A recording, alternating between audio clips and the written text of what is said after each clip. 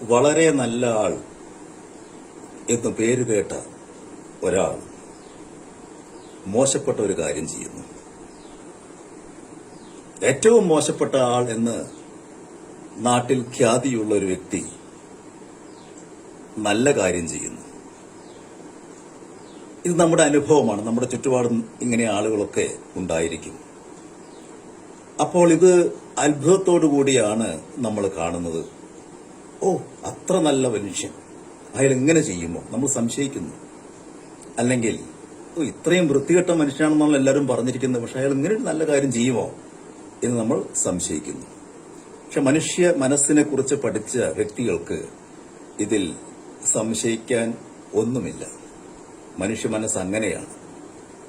മനുഷ്യന്റെ മനസ്സ് അല്ലെങ്കിൽ അവന്റെ പ്രകൃതി, അവന്റെ ആന്തരിക പ്രകൃതി അങ്ങനെയാണ് സംവിധാനം ചെയ്യപ്പെട്ടിരിക്കുന്നത്.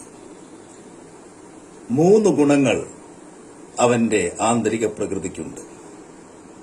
ഇവ പ്രകൃതി ഗുണങ്ങൾ എന്ന് തന്നെയാണ് അറിയപ്പെടുന്നത്. സത്വഗുണം, രജോ ഗുണം, തമോ ഗുണം എന്നിവയാണ് ഈ 3 ഗുണങ്ങൾ. ഈ 3 ഗുണങ്ങൾ നമ്മിൽ വിവിധ അളവുകളിലുണ്ട്, ഏറിയും കുറഞ്ഞുമായിട്ടാണ് ഇരിക്കുന്നത്. ആദ്യമായി സത്വഗുണത്തെക്കുറിച്ച് പറയാം. സത്യത്തിലും ധർമ്മത്തിലും നീതിയിലും അഹിംസയിലുമുള്ള വിശ്വാസം, ജ്ഞാനത്തിനോടുള്ള, അറിവിനോടുള്ള താൽപര്യം, തനിക്ക് സുഖം ഉണ്ടായിരിക്കണമെന്നുള്ള സ്വാഭാവികമായ ആഗ്രഹം, മനസ്സിന്റെ നിർമ്മലത, പെരുമാറ്റത്തിലെ സുതാര്യത, ആത്മവിശ്വാസം, ശുഭാപ്തി വിശ്വാസം, ഈ ഗുണങ്ങളൊക്കെയാണ് സത്വഗുണം എന്ന പേരിൽ അറിയപ്പെടുന്നത്. രണ്ടാമത്തേത് രജോ ഗുണം. രജോ ഗുണം എന്ന വാക്ക് കേൾക്കുമ്പോൾ തന്നെ ആദ്യം മനസ്സിലേക്ക് വരുന്നത് കാമം, ക്രോധം എന്ന 2 ഗുണവിശേഷങ്ങളാണ്. അടങ്ങാത്ത തൃഷ്ണ, കിട്ടിയ വസ്തുവിനോടുള്ള സംഘം, എപ്പോഴും എന്തെങ്കിലും ചെയ്തുകൊണ്ടിരിക്കണം എന്നുള്ള താൽപര്യം, ഒരേ സമയം പല കാര്യങ്ങളിൽ ഏർപ്പെടാനുള്ള അഭിനിവേശം, താനില്ലാതെ ഒരു കാര്യവും നടക്കുകയില്ല എന്നുള്ള ചിന്ത, അധികാരഭ്രമം, ഇതൊക്കെയാണ് രജോ ഗുണത്തിന്റെ പ്രധാനപ്പെട്ട ലക്ഷണങ്ങൾ.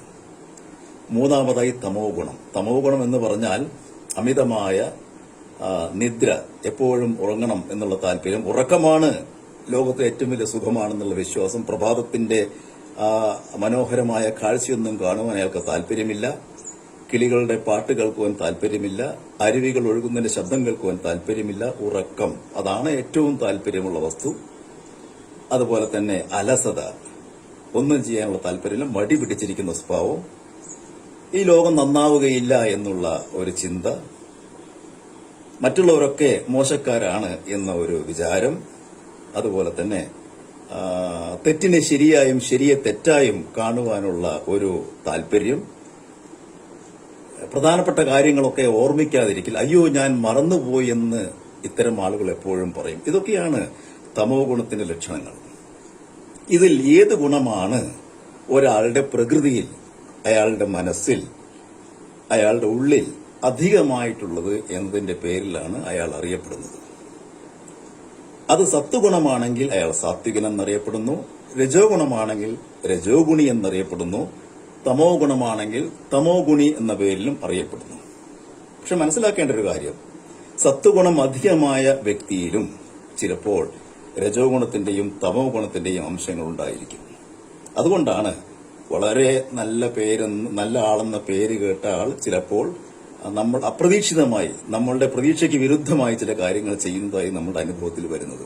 അതുപോലെ രജോ ഗുണം അധികമായ ആളുടെ ഉള്ളിലും രജോ ഗുണം മാത്രമായിരിക്കില്ല ഉള്ളത്, തമോ ഗുണവും ഉണ്ടായിരിക്കും, സത്വഗുണവും ഉണ്ടായിരിക്കും.